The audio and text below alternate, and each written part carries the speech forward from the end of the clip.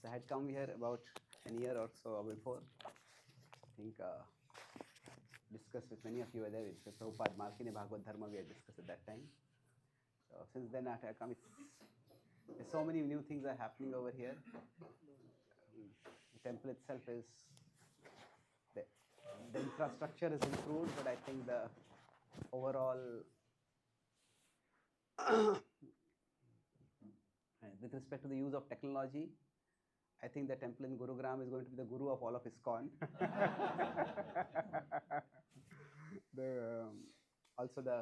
I saw the DIPH course which has been planned, a very sophisticated way of presenting.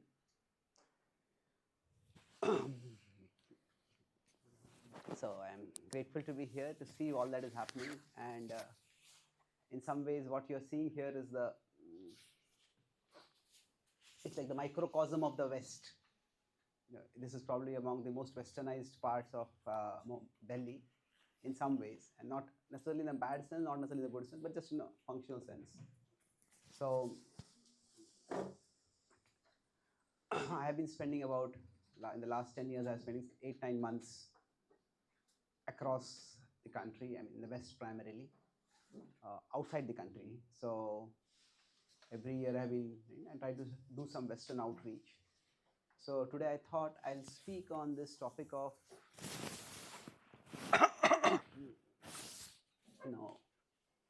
when does adapting become deviating? We need to adapt to changing times. So adapting at a particular time, if we don't do it, there's a problem. If we do it, it can also, if we do it too much also, it can be a problem. So we'll discuss based on one key principle of leadership, that is implicit, it's not explicit, but in this particular section of the Bhagavad Gita, this is divine and demoniac nature. So 3 verses which describe the mentality of the demoniac, but I'll just we'll recite one of the verses, the 14th verse and the 15th verse, and what it indicates. So here it's being said that the person is seeking wealth. It's a long series, but let's recite it together. I'll just explain the meaning. So at one level, the person is seeking wealth. Idamadhyamaya labdham. In this much I have gained. Imam prapse manoratham. So this much I have got further. And then again, there's obsession with that. Idam asti idam apime.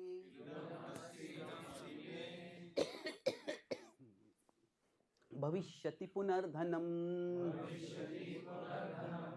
The future it will be even more. So now in one sense this verse, the first 2 lines and the second 2 lines seem to be saying the same thing. This much wealth I have got and I have got it, I'll get it more. The essential point is sometimes through repetition, the mentality's fixation is indicated. Aho bhagyam. And it's extremely fortunate. So like at the end of the Gita, Krishna says, Rishyami cha, or rather Sanjay says, Rishyami cha muhurmuhu, Rishyami cha punha punha. So that indicates jubilation. So the fixation with wealth is what is talked about over here. Then you may say, okay, everybody wants wealth. And that's just natural. Everybody wants to grow and everybody wants money, which is one key parameter of growth. And this is greedy, but this does not necessarily seem deadly, it doesn't seem demoniac. No, any person in the corporate world, you can say that everybody wants wealth. But the next verse describes the degree to which one is going to gain wealth. So what does it say? Asaumaya hatah shatrur. This enemy I have killed. So from being covetous is being greedy for wealth, to becoming murderous. That's a huge leap. There are thousands of millions of people who may be greedy for wealth. Even in our corporate world, There is always some boardroom politics, and there may be some networking, politicking, all those things are there. But everybody has a boundary. If, for example, we may spread a person may spread some rumor about that person or that person, but you won't spread a rumor about their daughter or their family. There's a boundary over there. So the point is that there are always boundaries. But here, when a person is going directly to the level of killing the other person, and this is the mentality this time, is not only killing, but actually bragging about the killing. It's like it is, oh, I have attained so much wealth, like this, celebrating, I killed this enemy, and I'll kill that enemy. So the point over here is, it's not just the ends that they are seeking, it's the means by which they are seeking the ends. So that's where the key difference between the divine and demonic nature is not necessarily in terms of that the demons have some horns over their heads. They may or not have. Ravan had 10 heads, but Duryodhana was very much a human being. He was a human being, but not a humane being. so in that sense, Hanishye Chaparanapi. Celebrating, bragging, I killed this person, I'll kill that person also. And then Ishvaro aham bhogi. So I am the controller, I am the enjoyer. And then Siddho aham balvan sukhi. The key point over here, the sukhi, the person thinks that all these, oh, I'm perfect, I have all the abilities, I have all the power, and thus I'm happy. But then what happens is, the person realizes getting all these things, if I get it, if somebody has not got things by ethical means, then what happens is, others may respect the power, but that respect is more out of fear.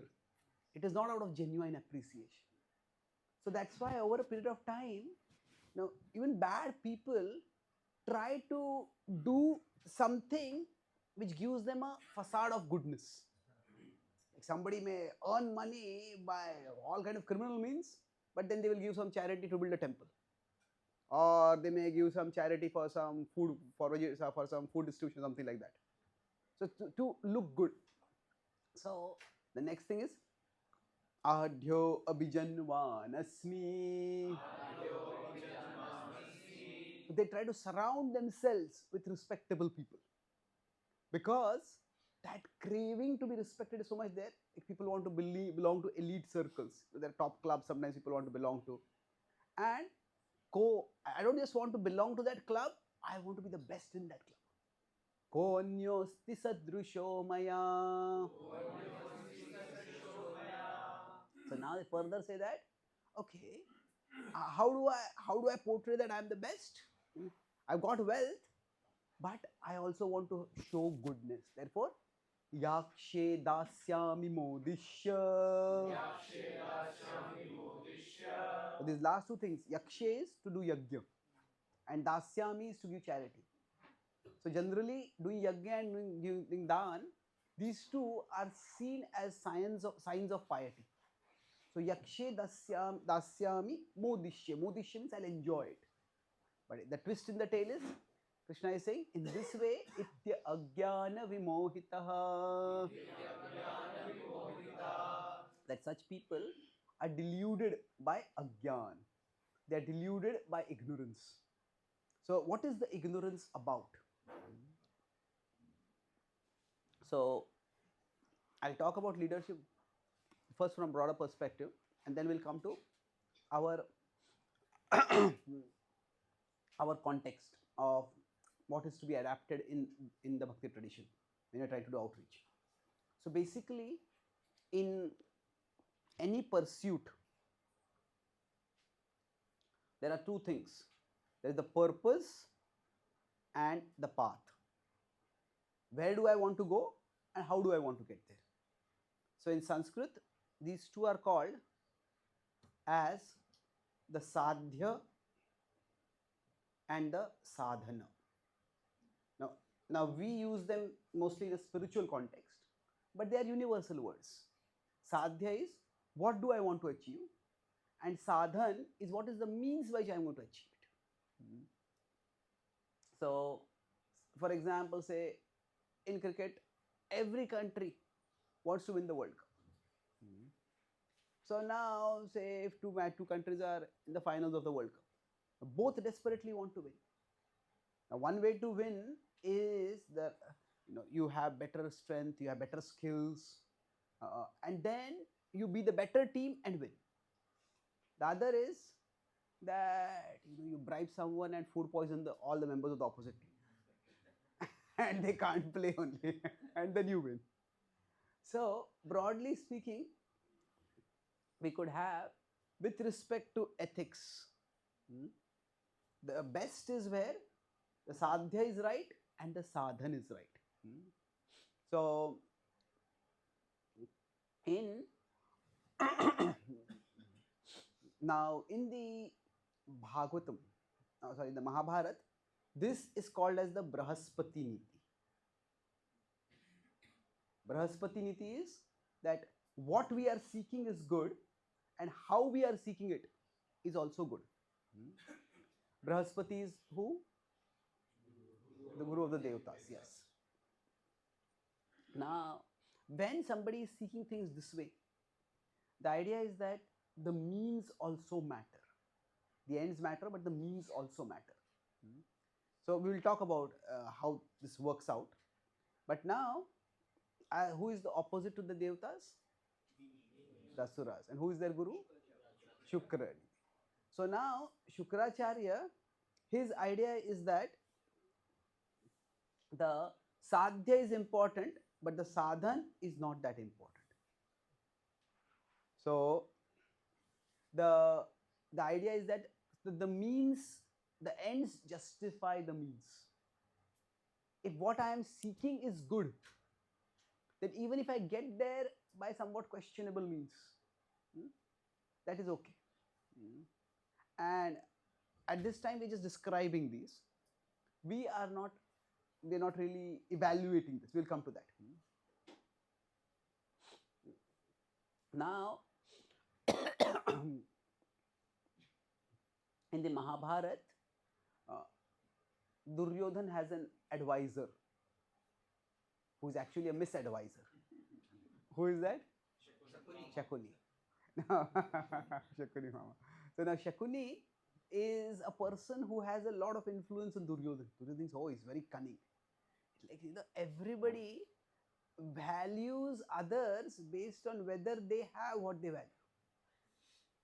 So Duryodhan was cunning, and somebody could be more cunning than him. Wow, you're brilliant. So once I was asked to give a talk in one very leftist college, and they said, you want to talk on the Mahabharata. So they said, don't tell the normal good bad stories. Tell something new. So I gave them the topic, leadership lessons from Duryodhan. And I started by saying, how many of you have younger siblings? How many of you have any younger sibling? Does anyone have? Okay, how many of you can get your younger sibling to listen to you? Not very easy, isn't it? So Duryodhan had 99 younger siblings. All of them followed him. Now, whether it was out of fear or love, that is a different question, but still they followed him. So he was also good at gestures. So when he had palaces built for all the family, he actually had the palace of Dushasan to be better than his own palace. And then when Krishna came as a Shanti Doot, he said, I am offering you the best palace in the kingdom. That is Dushasan's palace. So in terms of token gestures, what he was showing is actually, all this I am doing is for you. And so those token gestures were there, and he was good at those gestures. So the point is that he also had some leadership qualities. Not that he did not have. But the point was that we could even say that the ends that he was seeking. Okay, he wanted to be a king, and he was born in royalty. So seeking to be a king is fair enough. But the problem was that how is he seeking to be a king? He sought it, by trying to kill his cousins, which is quite an extreme thing to do. And not just kill his cousins, even first he tried to kill Bhima, then he tried to kill the entire family, including Kunti, who was like a mother figure for him. So basically now, he was quite attracted by Shakuni. So some people basically say that Duryodhana was a good person and Shakuni made him bad. Well, Duryodhana came up with the whole plan of poisoning Bhima without any assistance. So it is not that he was good and Shakuni made him bad. He was bad and Shakuni made him worse.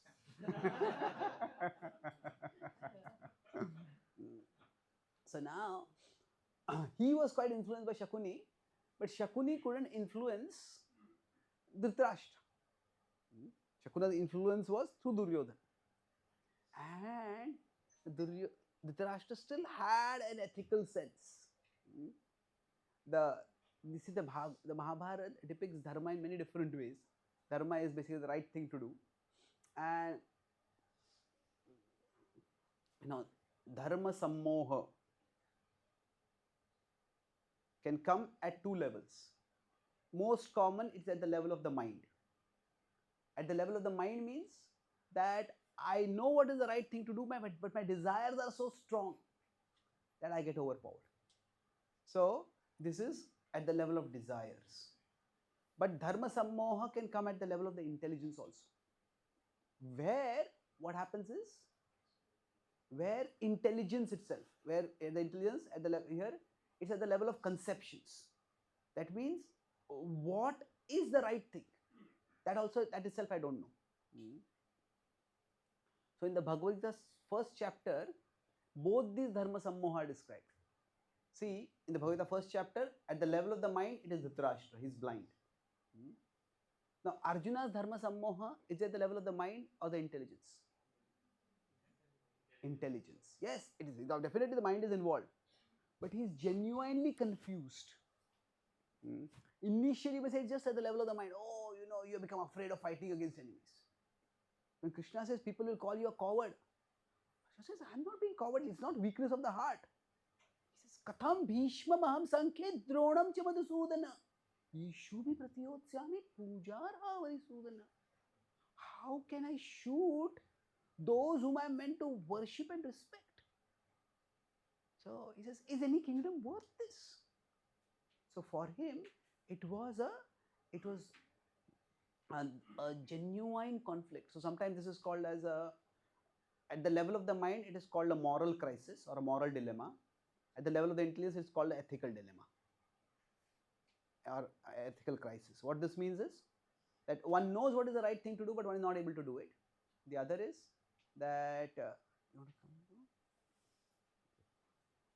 that we just don't know what is the right thing to do.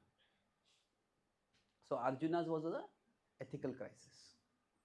So basically, this is the background we are going through right now.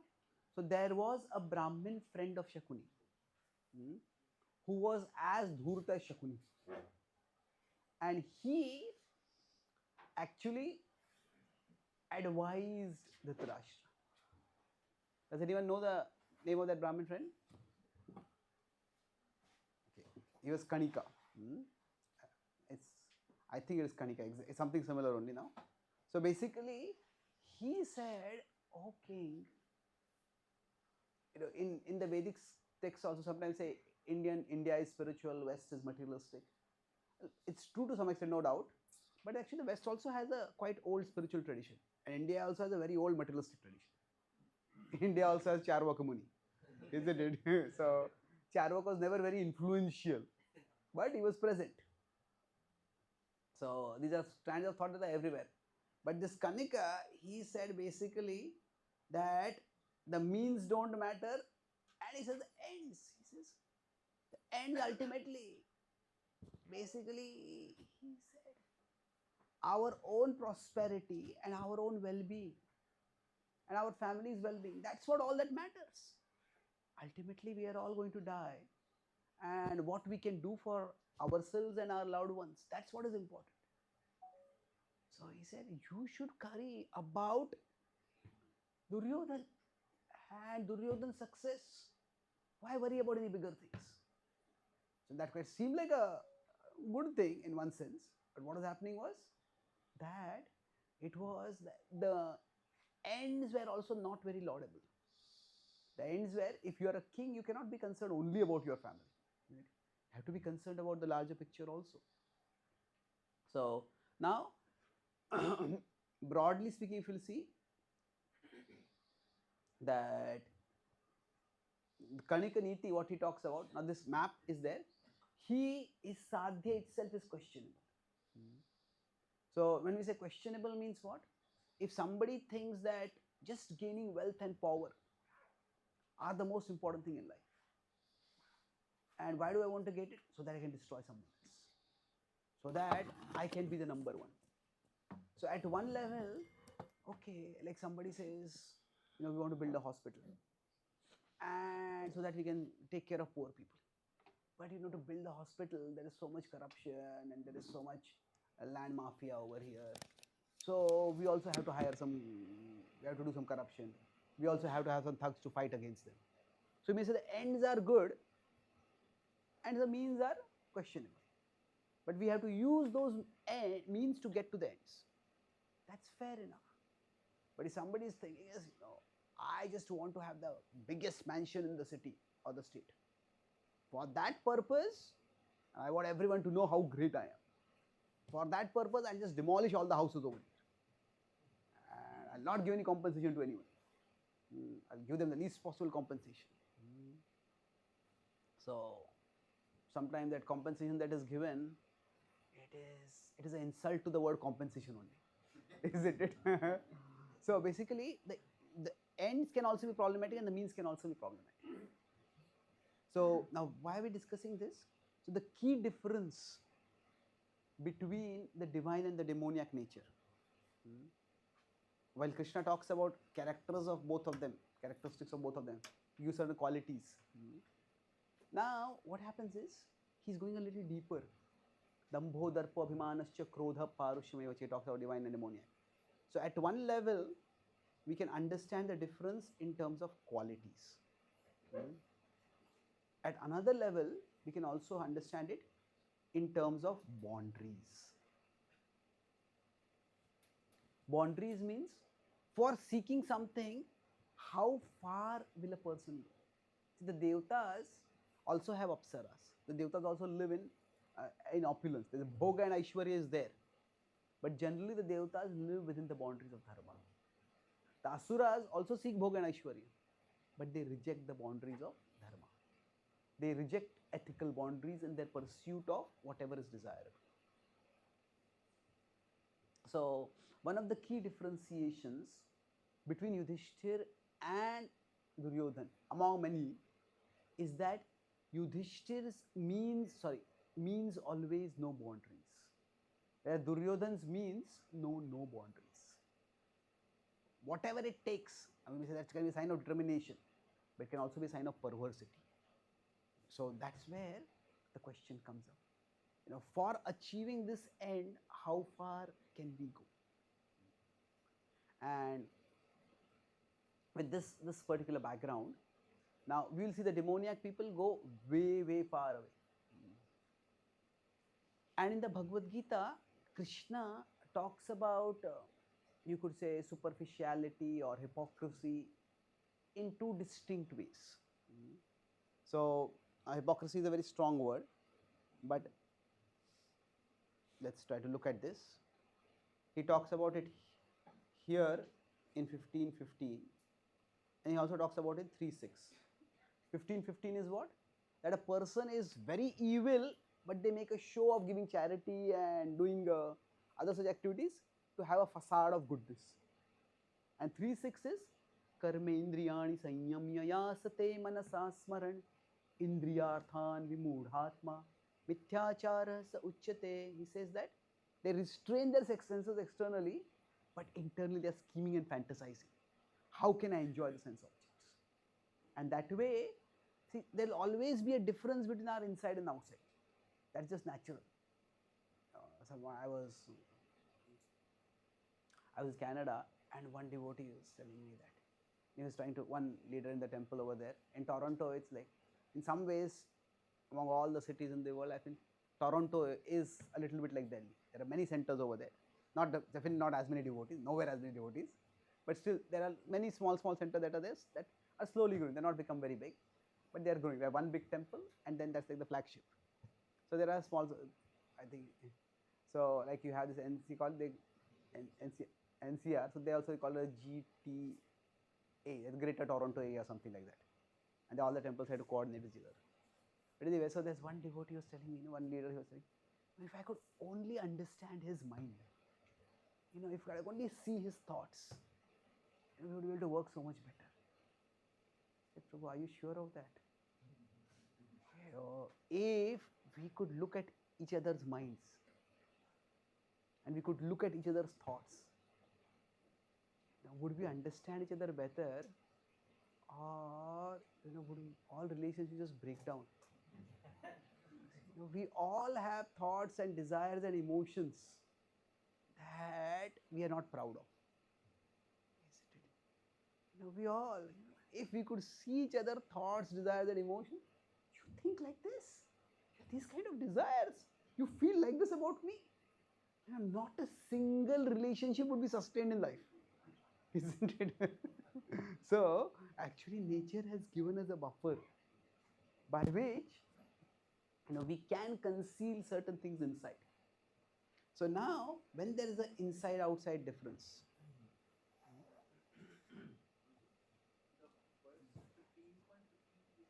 sorry, 16.50, sorry, what we just discussed, sorry, that is what we discussed, that putting on a facade of goodness. So inside-outside difference, see, on a positive side, on a negative side. On a positive side, it could be out of culture. Like I'm really angry with someone, but out of culture, say if somebody senior to us, somebody elder to us has done something which has really upset us. Now, in a cultured society, we won't yell at our elders. So although that anger is there, restraining it is a matter of culture. Similarly, it could be a matter of discipline.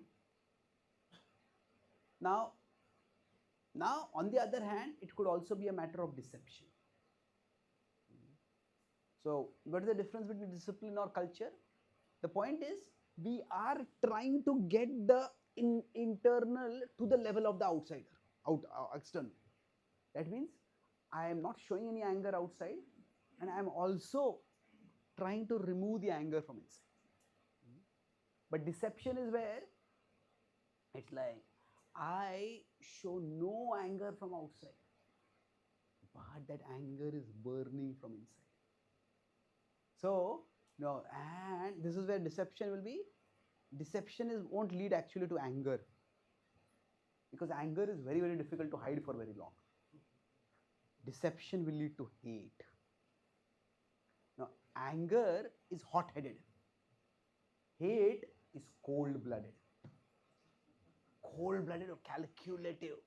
So somebody hates, they can act as your best friend until they embrace you and then stab you from behind. So what happens is, this inside-outside difference is not always a bad thing. Sometimes it can be.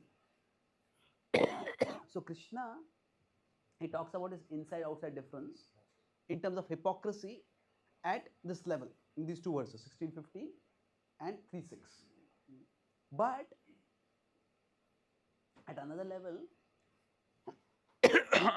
if he says, if you look at the inside-outside difference from a negative perspective.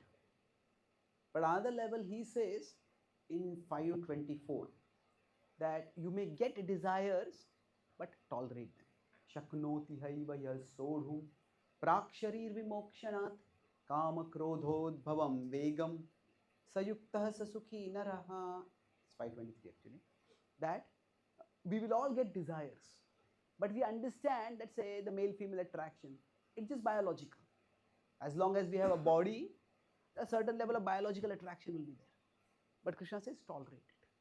Tolerate it means, essentially here means, accept its presence without accepting its influence. It is there, but I won't act on it. So Krishna is talking here, the inside-outside difference, as a matter of discipline. Similarly, in 341, it talks about it that for all of us, we need to actually, if you have to fight lust, tasmatum indriyanyadav niyamya bharatarishabha. The journey towards self-control begins with controlling the senses. It does not end with that. We have to control and purify our mind, but it begins with controlling the senses. If somebody says, I want to give up alcoholism, but I'll just mentally give it up, but I'll keep drinking.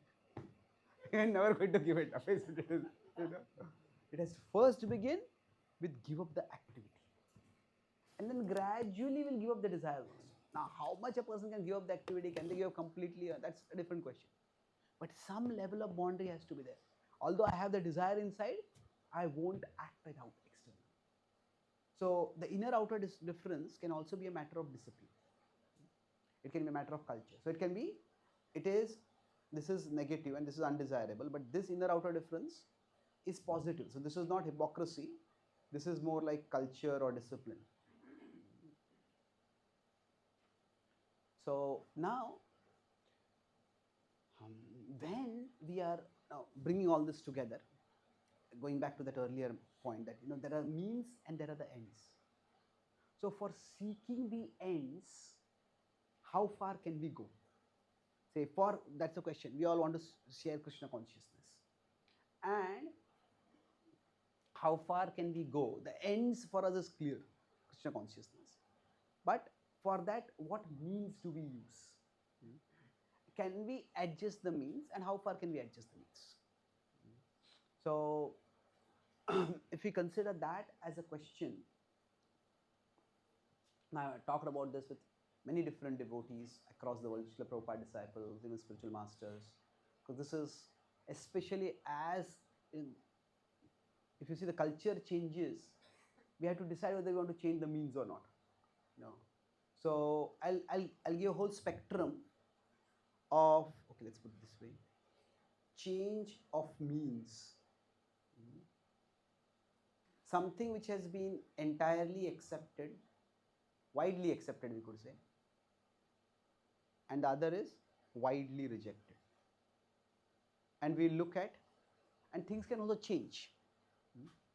Change in terms of something which was rejected can become accepted, something which was accepted can become rejected. So is this being recorded or live streamed? Getting recorded. Not live streamed. Okay. So was this also recorded? Okay, so I may go into some chapters of ISKCON history that may not be the most pleasant, but they are something which you can illustrate what happened.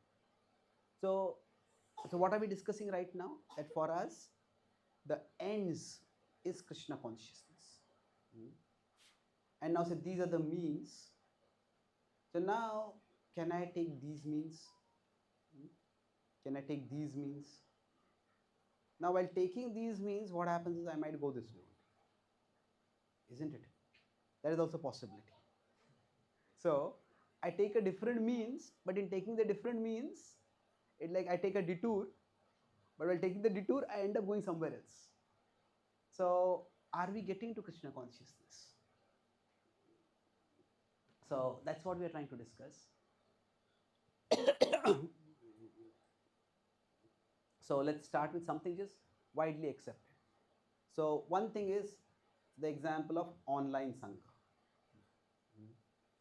When the pandemic happened, this one devotee, all these Zoom Sanga were starting. So one devotee wrote to me and says, is there any praman for online Sanga from Shastra?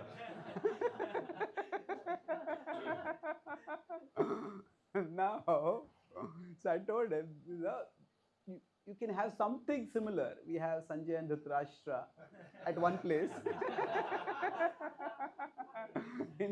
They are in Hastinapur, and we have Krishna and Arjuna in Kurukshetra, and they are hearing. So Prabhupada called it like mystical TV, something like that. He used the word.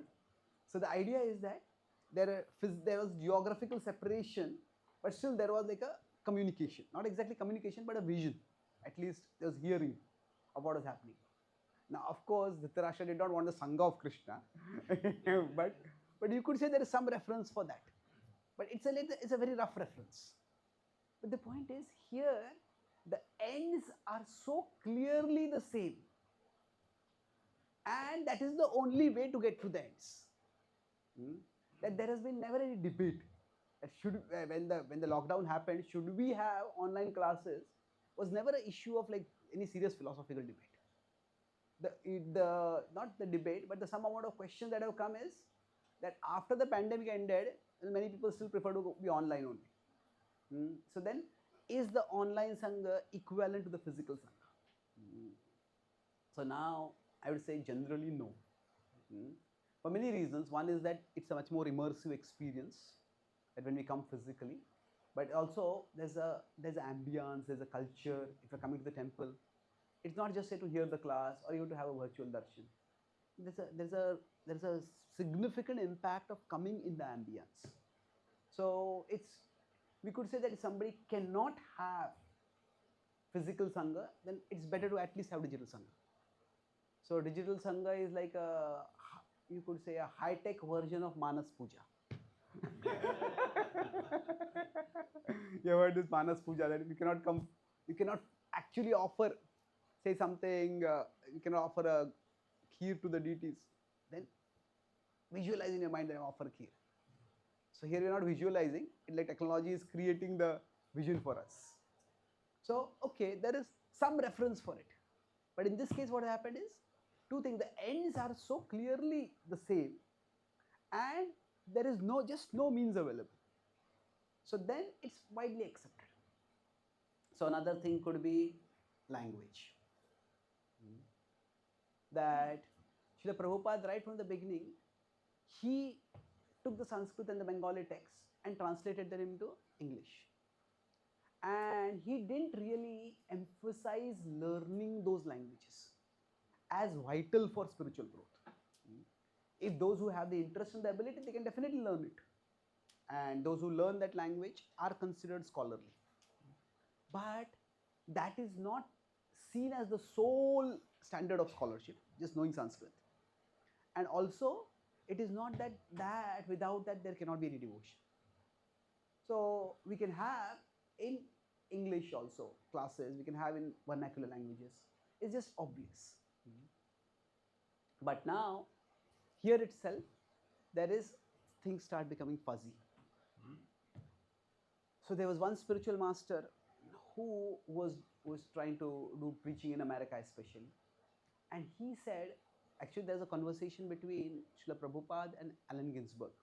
Allen Ginsberg was the first very influential follower of Prabhupada. He was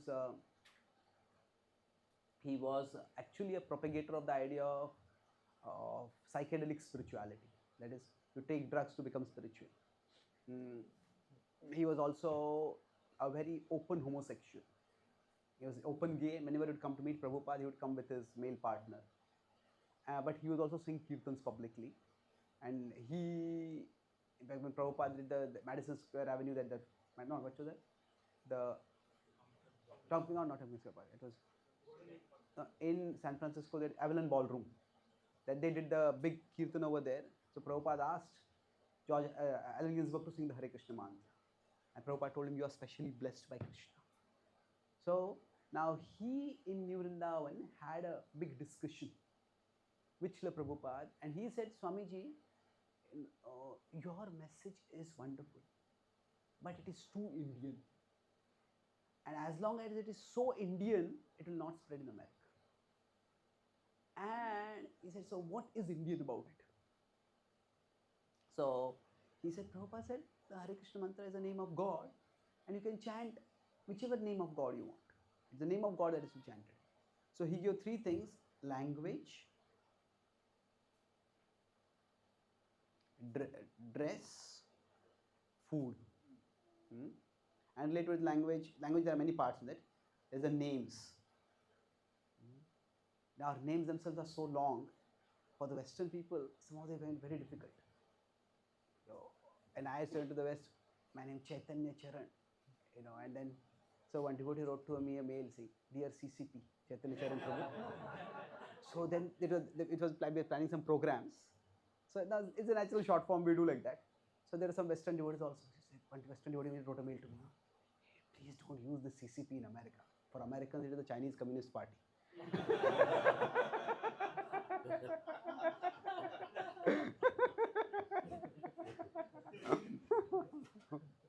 So, for some of them, our names are very difficult to pronounce. So, I was taking a group of Western people to America, to Western yoga students to India on a tour. So, at that time, they would just not get my name. So, I tried telling them, but they would just say, there are two brahmacharis were going, so they would just call it the short monk and the tall monk.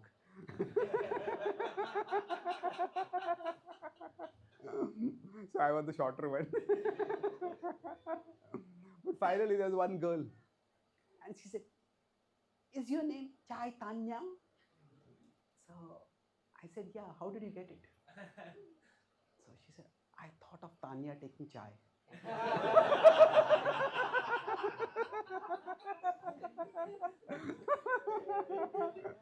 So I thought, no Acharya just Sandhi Vigra like this.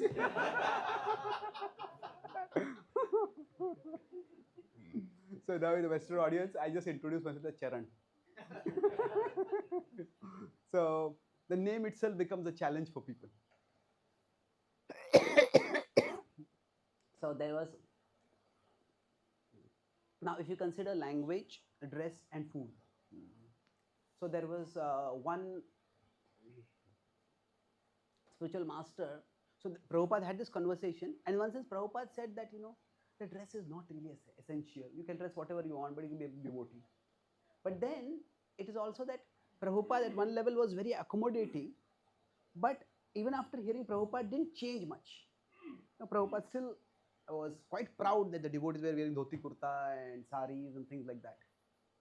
So when I started Western outreach, my spiritual master said this is a very important conversation. You should read this and contemplate this.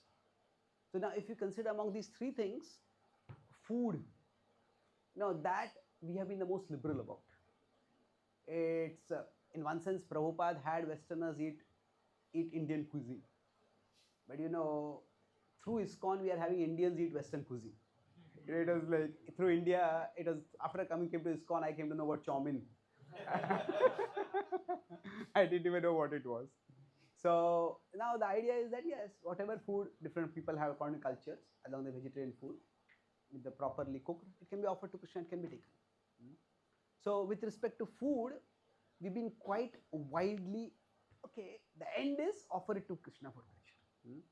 But the means is okay, whatever food is suitable according to various cultures, we offer it. And in the West, there are devotees do like big food festivals. In Auckland, they have a color festival in one weekend and the food festival in the next weekend. And both of them get a huge participation, thousands and thousands. The temple is on top of a hill and thousands of people come over there. Otherwise, people don't come at all. So, not at all, very less. So, food we have widely accepted. Now, dress, well, when we come to the temple, we do wear a particular dress. Now, but it's not a formal dress code. There has been some discussion like should we have a dress code for people who enter the temples. So at one level again, we want people to come to the temple, and a dress code may stop people from coming to the temple. We don't want that. At the same time, so it's like informally, as people become more serious about bhakti, then they start adopting a more traditional dress. So it's not imposed, it's not even insisted, but it's like it's organically develops. Now as far as language is concerned, so there was a spiritual master who was doing preaching in America in the 1970s, after Prabhupada, about 1970s, 80s. He said, all our songs, our prayer songs, they are too foreign for Westerners. So he started creating, so for example, Mangalarti, he had it translated into English. And in America, the Mangalarti would be in English. And he said, in India, we'll have Mangalarti in Hindi. So he had Mangalarti translated into Hindi, Mangalarti translated into Marathi, Mangalarti translated into various languages. and like that all the prayers. And that's what he was doing.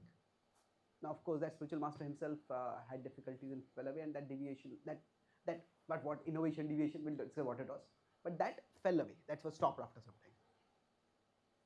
So now the widespread understanding is that, there are certain things which Prabhupada gave within the institution. We cannot change those things. But we can always have other devotees composing prayers, composing songs, and they can do them in their own functions. If somebody is having a function at their home, they can sing something like that. They can make YouTube videos. That's fair enough. So it's like there is certain things which have to be preserved in the tradition, in its core institutions, and some things they're adjustable at certain boundaries. So with respect to language, like I am example, we, especially in the Western world, we don't insist on the full name. It just doesn't work. It just becomes, first of all, it's too long and it's too difficult. There's one friend of mine, his name was Govinda Ghosh. So he was going in a university and he was teaching over there. His initial name was Govinda Ghosh. So he was teaching in a university. So all his students call him, Dr. Ghost.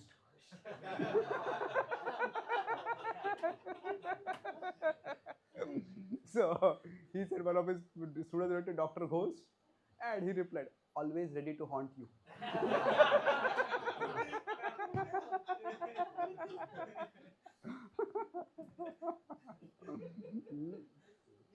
So now some changes we just done naturally. And they're like the online Sanga, that's widely accepted. Now if you see, Prabhupada himself did some changes from the past. So it's like, with respect to changes during Prabhupada's times. That means the changes that Srila Prabhupada did. So there are three attitudes toward that. One is we reverse even those. We continue those. And we expand those. There are three broad attitudes of subsequent generations of leaders. So for example, now one thing that Prabhupada did, which more or less the entire movement has agreed to reverse, that is young sannyasis. Prabhupada gave sannyas to people who were 20, 25, 30. Now more or less we decided that was an emergency measure that Prabhupada did, and that is not something to be done now. So now in many ways the test for becoming a sannyasi is actually much more than for the test for becoming even a guru in our movement. And in many ways the tradition was, now of course in the Madhav Sampradaya they have young sannyasis at the age of 8, 9, 10 only, but they are very, very few. Most of them, it's not that way. So that's one thing which Prabhupada did, and we respect what Prabhupada did, but we are not going to continue it. And so it's more or less unanimous about that. So now, some changes that Srila Prabhupada did, that say we are continuing. For example, is with respect to temple Vastu. Now I would say this falls in both. Not even Vastu, like there are general temple architecture rules. And Prabhupada got his storefront centers. They did not follow any of those rules. Now we could say, not even, it's just Vastu, temple architecture, just put it that way. So now some temples, when it's possible, we try to have Vastu, we try to have all the traditional rules of architecture. Now when we have a new extension center built somewhere, we may not follow those things. That's not a high priority. But if we are building a formal temple, at least that's a significant priority. But will we not build a temple only just because the land is not according to Vastu? I have not seen devotees do that too much. So now there are some things which Prabhupada did, and they are being maximized. And the example is deity worship standards. So while Prabhupada did talk about the 6 artis, the specifics of the artis and who could do the artis. Like we know in Australia, devotees are not even initiated.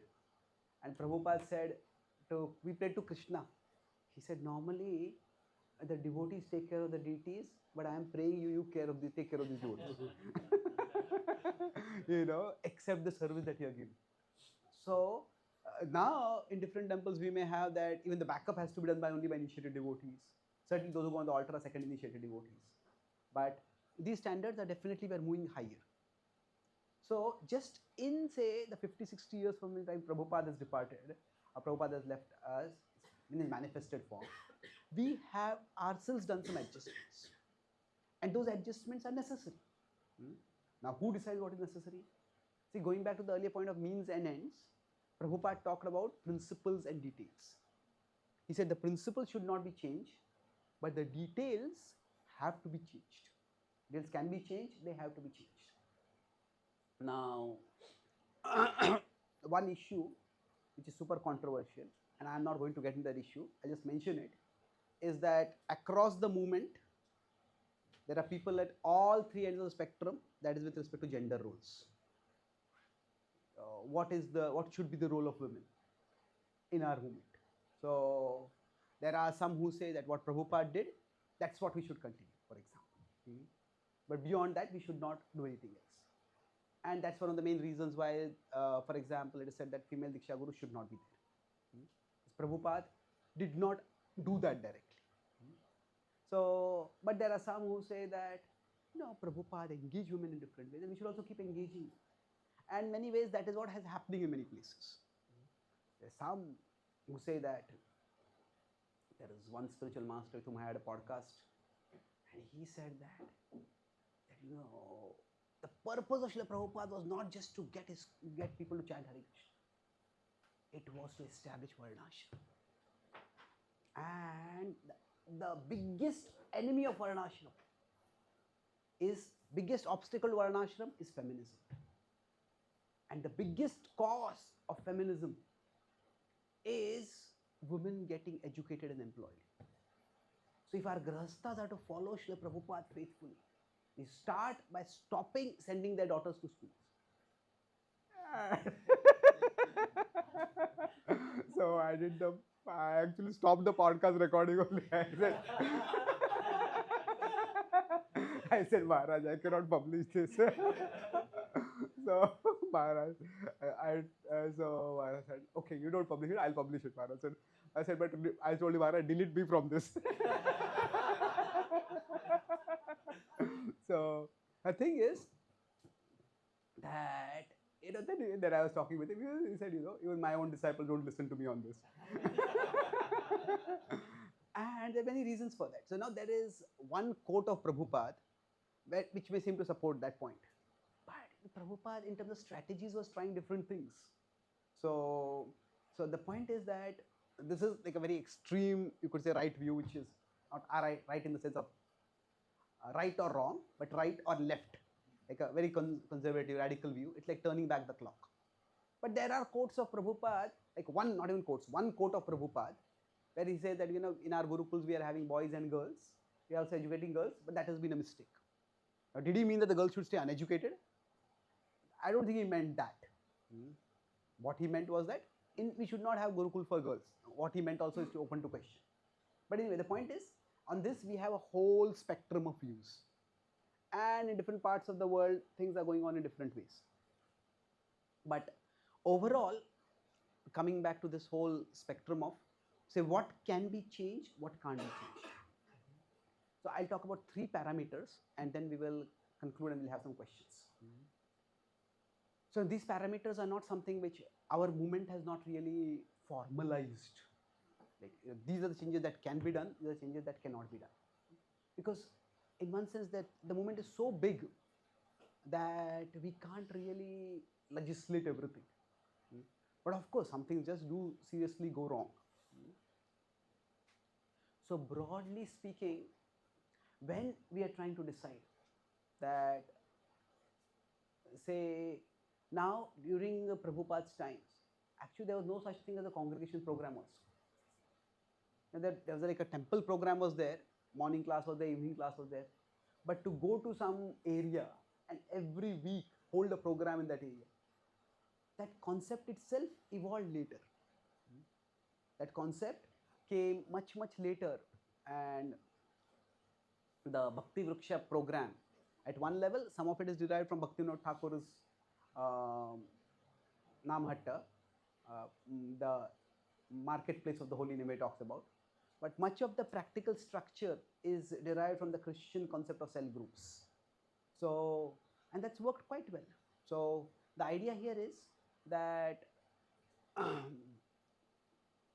there is, what Prabhupada said, there are principles and there are details.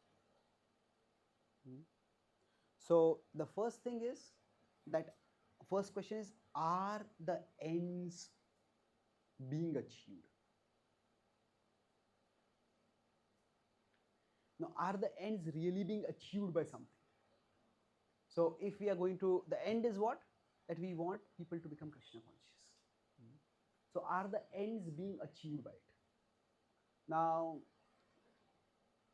this is something which we, now all of you at some level are leaders, you are working under leaders, and we'll always be having some leaders above us, we'll be leading some people below us. So when we are trying to do something, so are the ends being achieved? What is the ends? The ends is becoming Krishna conscious or helping others to become Krishna conscious. Now the problem here comes that Krishna consciousness itself can have a very broad range. What does Krishna consciousness mean? So if, for example, say we do food for life. Now some people say we shouldn't spend so much time on food for life, and it's okay. But then what is the end being achieved? Maybe people don't become devotees, but people become very favorable to us. People become very appreciative of us. So in one sense, the ends can also be, it is like a very broad end. It is like here the devotion, or let's put it at the top, the dedication rises to the level of pure devotion. Other level, it's our reputation that rises up. And then people treat us more favorably. And that can open so many doors for us. So in many ways, we having a good reputation is very helpful when we go to various places. We want to do some seminars, we want to do some festivals, people give us permission more easily. So basically, here, the ends itself can be multiple. So I'll talk about a schema over here to understand this. Already? Okay, then I don't think I'll be able to take 3 things. I'll take only 2 things here. So insider, see, there is, in every tradition there is an insider and there is an outsider. I'm just using the word, it is a more functional word. We may use the word devotees, non-devotees. Every tradition has a way of differentiating itself from its outsiders. So then the Christians, they use the word pagans. The Muslims, they use the word kafis. The Jews, they use the word Gentiles. We use the word mlechas and yavanas. So, so every tradition has this insider-outsider differentiation. So now there is insider-outsider communication. This is preaching. The purpose is we preach to the insiders, communicate with the outsiders to make them insiders. Now we could say there is insiders who are teachers, outsiders who are students. But then there is also insider to insider communication. Whether insiders are teachers and insiders are students. So for example, here this is Bhakti Shastri. So our Sunday feast program could be insider to outsider. This current program is which one? It's insider to insider. So in the past, till almost 1985 or so, this was not, insider to insider was not emphasized at all. Preaching meant insider to outsider. But then systematic courses and study, that started getting emphasized more and more. Now, there could be outsiders also who are teachers. You can say all outsiders are in Maya and they're all ignorant. We have to enlighten them. Well, that may be true at one level, but there are also fields of expertise. And there are outsiders who are expert in those fields. So what happens is that the outsiders, they talk about us. I realized the importance of this after I started going to America. So in India, when somebody goes out and does kirtan, everybody knows what kirtan is. So they have whatever attitude they have, they know more or less what it is at a basic level. But in the West, if some people see devotees chanting on the streets, they will Google or they will ask ChatGPT, they will ask Perplexity or whatever. They will get perplexed and ask Perplexity. So then, now there, those who consider experts, those who are writing Wikipedia, those who are writing encyclopedias, those who are considered scholars in those fields, say Hinduism or religious studies, they will be considered authorities. What do they say about us?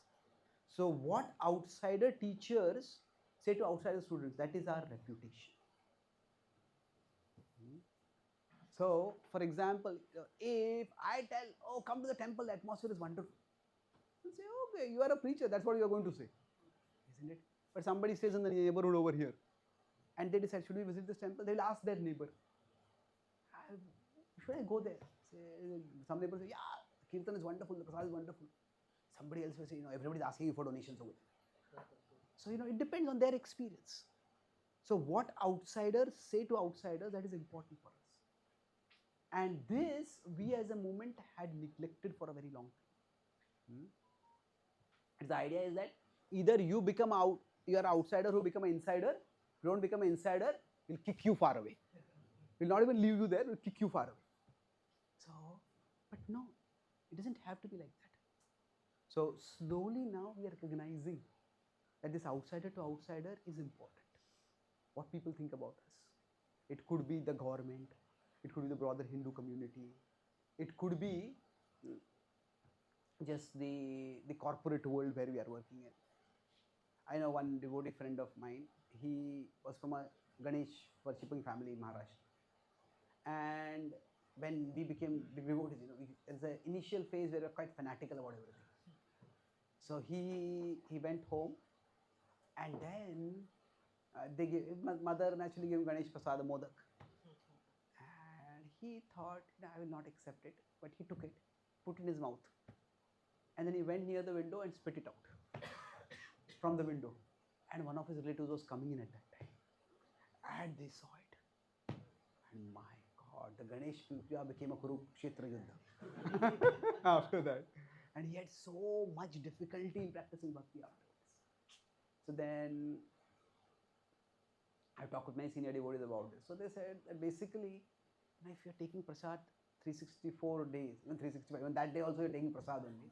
But one mouthful we take something, or one handful, it's not going to lead to a dharmanash. So we may say, okay, at least keep the relationship good. You can take the prasad. That's not what we recommend to everyone. But the point is, it's not that big a thing. So people know it's that big a thing. That depends. But the point is that at least that factor needs to be considered. We have that example of Prabhupada who went to a life member's house and there they had cooked food with onion garlic. And what happened was that, Prabhupada, there is onion in this. Prabhupada said, there's no onion. It is, no, Prabhupada, there's onion over here. Prabhupada said, there's no onion. That devotee actually took out the onion from the food and showed Prabhupada. Oh, there's onion here. And Prabhupada didn't even look at the onion. Prabhupada looked at him and said, there is no onion here. The devotee got scared. And the devotee just went and they all took the food. And then Prabhupada told the devotees that, for an Indian traditional householder, if some sadhu comes and sits down to take food, and then they walk away without taking food, it's considered disaster. He said, it is our mistake that we did not communicate clearly enough to them that we don't take food with onion garlic. So this is not a license for taking food with onion garlic again, but my point is that Prabhupada considered their feelings, their perception over there. Now, so this slowly we are growing in this area.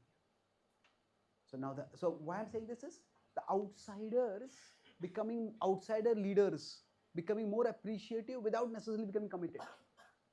That is also a positive thing. And somebody working for that is also doing service. They say that, say if we meet a politician, we may not tell them, chant Hare Krishna.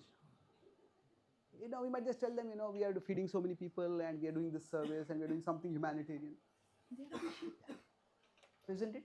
So building reputation is also Krishna consciousness. So now the last part is this outsider to insider is awareness. We also need to know what outside people are thinking. Otherwise, what happens? We may think that they're all in Maya, but everybody has their thinking.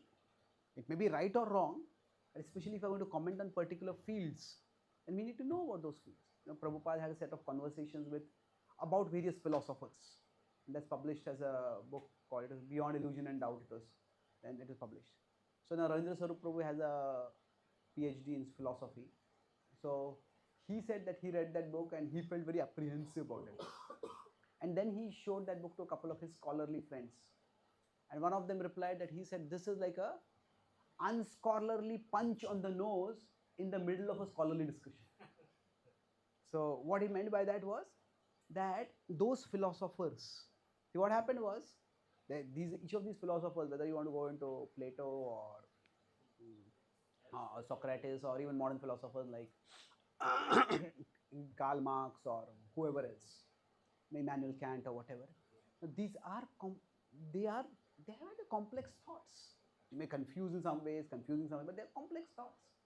And there are people who have done PhDs in those fields, and they can tell what these philosophers think. So in this case, what had happened was, Shyam Sundar Prabhu, Prabhupada's disciple, Prabhupada said, I want to discuss about these philosophers, and he just picked up a book of philosophy, and he read from that and presented their thoughts.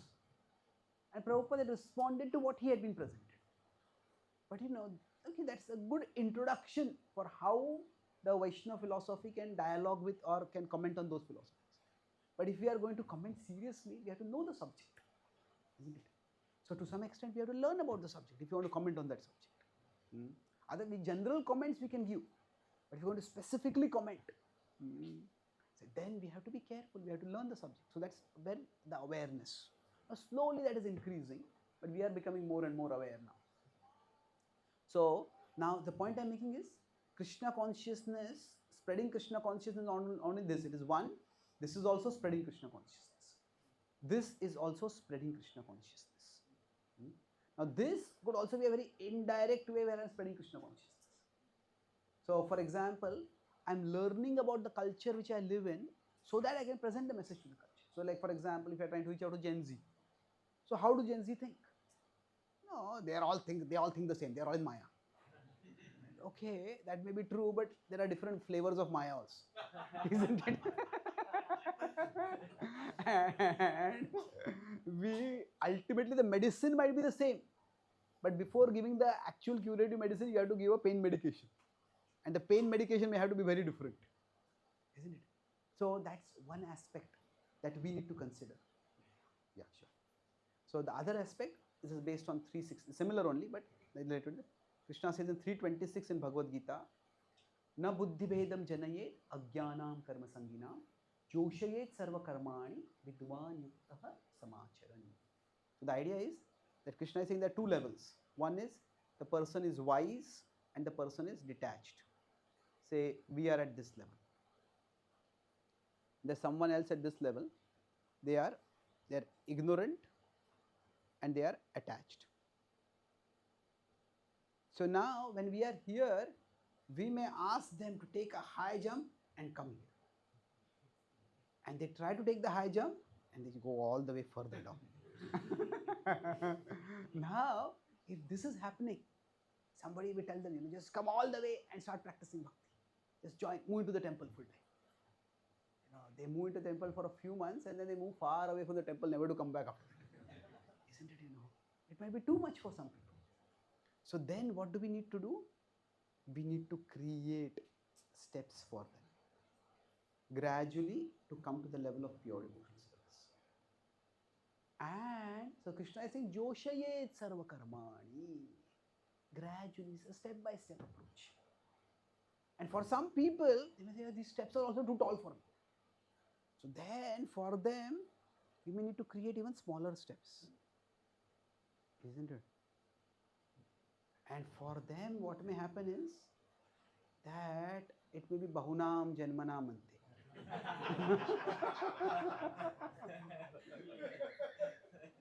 But we may say that what is the point of that? We'll continue on this material existence. But okay, they will be favorable to Krishna. If we try to force them onto a faster track, then they may not come to Krishna at all. They will just go away from Krishna and become opposed to Krishna. So who knows? Now they will go on a slower path. They will go start going faster also afterwards. But the point is, if you see, Srila Prabhupada had his full-time disciples who were like this. They just moved into the temple and they're fully dedicated. They moved across countries, complete new countries to preach. But then Prabhupada also had life members who basically gave some financial contribution, and some of them did much more, but many did not do much more. Prabhupada was broad enough to include both of them. Now you could say the majority of our movement is in between. We have congregation devotees. Congregation devotees are not full-time devotees. They have their social life, they have their family life, they have their career, professional life. But at the same time, they're not life members. They're not just nominal donation somewhere. Krishna is the central part of their life, a central thing in their life. So the thing is that there has to be staircase for different people in different ways. So now is this a compromise? Well, no, Prabhupada did even this. So it's not compromise, it's a necessary adaptation. We cannot expect from grahasthas who have jobs and families the same standards that somebody who lives in the temple can have. Now, what exactly can they do, can they not do? That will depend on time, place, circumstance, what kind of job they have. What if they have small babies, that obligations are much, much more. They have children who have grown up, then they will have maybe more freedom. So this is something which has to be decided. So Prabhupada was asked that, how do we know what is the difference between the principle and the detail? And Prabhupada said that requires some intelligence. Now intelligence, in one sense, what it means is, you have to know what is the important thing and what is the not so important thing.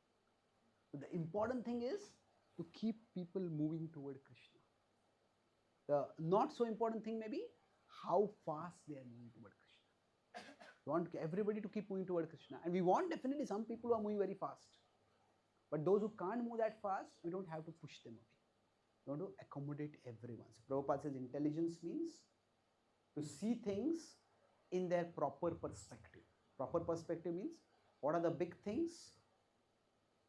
We keep the big things big. And those are small things, we keep them small. So if we are able to do this, then we will be able to learn how to move ahead in Krishna consciousness, in our own Krishna consciousness, and in sharing Krishna consciousness with others. So I'll summarize what I discussed today. I first started from the Shastric perspective, how there is sadhya and sadhana. The best situation is that we have both. This is the best. Neither sadhya nor sadhana, that is the worst. Now, in between these two are questionable. So we talked about, this is the Brihaspati Niti, and the Shukra Niti and the Kanika Niti. So other Nitis we discussed. So I talked about the example of demons. The difference between demons versus Devtas, the difference is primarily what? It's boundaries. That the Devtas, they don't care, the Devtas care for the means when they are pursuing the ends. The Asuras don't care for the means at all. So now in Krishna consciousness, we talked about also the ends is clearly making people Krishna conscious. The means, so we discussed the spectrum. For example, in Prabhupada's time itself the question came up. So for example, with respect to language, at least we don't change the language much. Now dress, okay, yes, for practical purposes, we don't impose a dress code. But for devotees, it is expectation. And food, we are relatively quite open about it, liberal about it. We also discussed about the changes that what Srila Prabhupada did, Srila Prabhupada's adaptations, that some are being cancelled or not cancelled, reversed, some are kept and some are being expanded. So we give some examples of each of those. Like giving sannyas means something which will be reversed. Like using the technology more and more, that is being expanded. So deity worship also discussed, it is being expanded. So then finally, the last part we talked about was that when we are trying to decide So our means is, our ends is to be Krishna conscious. So we had like ends hai, usko we expand our idea of ends.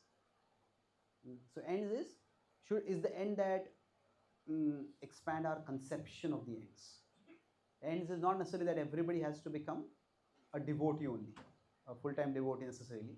There is inside a teacher and the inside a student. There is outside a teacher and there is a outsider student. So we discussed about this is preaching, then insider to insider is education, outside to outsider is reputation, outside to insider is awareness. So all of these may, at different degrees may comprise Krishna consciousness at different levels. And then with respect to the means, we discussed that. Then the means could be that somebody from wherever they are, they take a high jump and come up. Somebody needs to take steps, large steps and comes up. Somebody takes small steps and takes a long time to come up. So now we can accommodate different kinds of people, but as long as they're moving toward Krishna. And finally, we discuss about intelligence means. We know what is the big Prabhupada intelligence, the difference between principles and details. So what are the big things? We keep the big things big. What are the small things? We take the small things and we keep them small. So in this way, we all can find the way to move toward Krishna. Thank you very much. Hare Krishna. You have any comments, bro? You can ask questions. Any questions? Yes, please. Hare Krishna, Prabhu. Yeah, please, yeah. Yes, please. Hare Krishna, Prabhu. Thank you for this wonderful lecture. Prabhuji, that you have told us about human Bhakti Gita, there are the boundaries, and I want to I want to ask opposite of that, like coming into boundaries. For example, when we come into Krishna consciousness, boundaries started. Like first boundary is that coming into four principles boundary. Correct, yeah. Like, and day by day we expose ourselves more to Krishna consciousness or philosophy. New boundaries started. Like the knowledge of new boundaries we get. So, for example, that being so and so qualities, we discuss about the acharyas. We follow our normal routine, but then we read Vaishnava Acharya book. Sorry, Vaishnava etiquette book. Then there is a new boundaries. But when we see that the nature is not to be into that boundaries, or So my understanding would be that to some extent every individual will have to decide within what boundaries they can sustainably continue practicing their bhakti. So the idea of boundaries is not necessarily black and white. It's often, see, there is a level of aspirational and there is a level of acceptable. And so, for example, on Ekadashi, the aspirational level could be I want to do nirjala, but the acceptable level is okay, avoid greens. Sometimes people may take more food than usual because they feel without grains I'm not getting any food, isn't it? That's okay. But the important thing is serve. So boundaries can have a wide range. There's aspirational to acceptable. So each one will have to find out where they can stand within those boundaries. So for example, say ideal prasad is, even prasad is where it is harvested by devotees, it is cooked by devotees, it is served by devotees. And all those things are there. Now somebody may say that actually, okay, I'm in a place where I'm in a work deadline and I have no time to cook and I'm in a different country, there's no temple over here. Just buy something from outside, offer it in your mind and take it. Now that's definitely not the ideal, it's not really desirable, but that's acceptable. Even in that time we will say we are not going to take meat. Not going to take meat. So I think the spectrum of boundaries, the aspirational to acceptable. Say for example, with respect to sexual activity. The aspirational standard, it's only for procreation. But then, as far as I have seen in all the lectures that Prabhupada had for initiation, he is always defined in initiation lecture, not generally, but in initiation lecture, he said sex within marriage. That's the initiation vow. So now, we could have that from sex within marriage to sex only for procreation. That's a boundary. If somebody says, I'll have sex outside marriage, well, that's unacceptable. So basically, we will have a range of boundaries. So each person has to find out where they can fit the best. So Prabhupada said 50% of our earnings we can give in charity. For most people, it's extremely difficult. So, but then that does not mean I don't give anything. I give what I can, and then who knows, in future my situation might be better and I might be able to give more. So boundaries, I think we all need to give that flexibility to devotees. Maturity, of course, we need to give education, and especially with major decisions, devotees may have to consult others also. But each person has to decide that within what boundaries can I function sustainably. Does that answer your question? Yes, that answers my question. But you again you suggest us to find your boundaries. Yeah. In which boundaries you can sustain. But that process is itself very sometimes becomes discouraging. When you set up yourself your new boundaries, you fail there, and that how to cope up with that. And I think the key thing is that we have to have we shouldn't reduce Krishna consciousness. See, Krishna consciousness is a big thing. Like, Krishna consciousness is something very big. And any one standard, it's only one thing within Krishna consciousness. The standard of how much you fast on Ekadashi. The standard of what time exactly you wake up in the morning. Now, I'm not saying any of these is unimportant. And there's only one thing.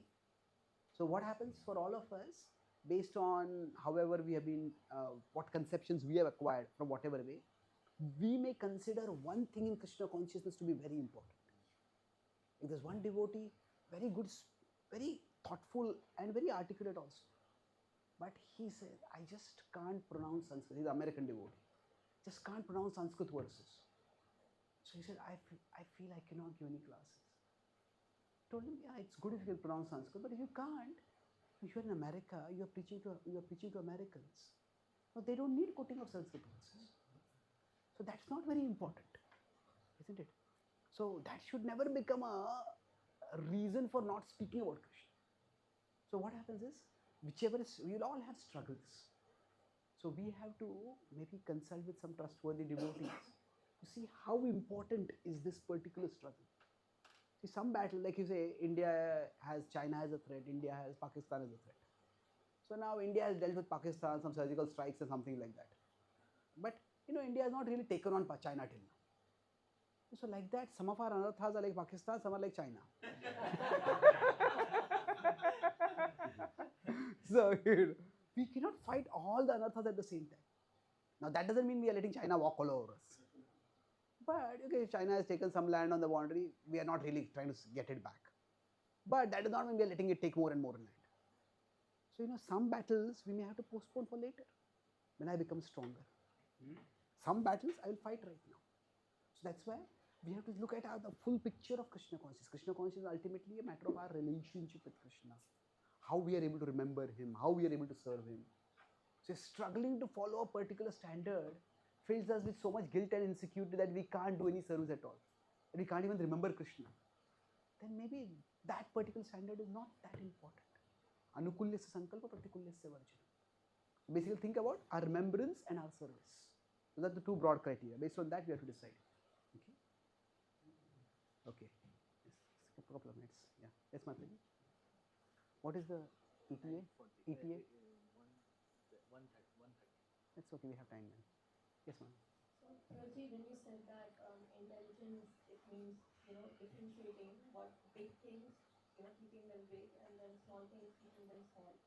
But, Prabhuji, I think when it comes to individualism, then we are allowed to have more flexibility there. However, Yeah, that's right. So what is a big thing for whom will also vary. yes, Prabhuji, but when ISKCON has an international presence, so big things may vary. Yeah. According to East, say societal acceptance, Correct. you know, big things as in like traditions in East it's a big thing, Correct. but in West it's not. Correct. So similarly in West liberalism Yeah. and theorism, Correct. they hold a big value to them, Correct. but in East it's not a big thing. So how do we differentiate even like what big thing at that point to apply? Because I would say that like Prabhupada sometimes would quote, "Do in Rome as Romans do." That does not mean we have the goals of Romans, but then we don't have to fight against everything in Rome. So But also organizational harmony and it's difficult. functionality. I don't think there's a one answer to that. We're also learning, we're evolving. But broadly, it is, I think the real challenge comes when, not so much when someone starts doing something unusual, but it is when they start criticizing others. And in general, our movement is big enough that everybody can have their space to try their own ideas out. Somebody can go to some corner and try something new way of preaching. Nobody's going to come and stop them from doing it. But the thing is, when they are trying to do that, they start criticizing everyone else who is not doing it or appreciating. And the point is that one definition of fanaticism can mean somebody takes guns and shoots everyone who doesn't agree with them. But that is, you can also take verbal guns. Doesn't have to be physical guns. Fanaticism means, what it means is what works for me. That is the only thing that can work for anyone. So that is the essence of fanaticism. It's thinking that the way Krishna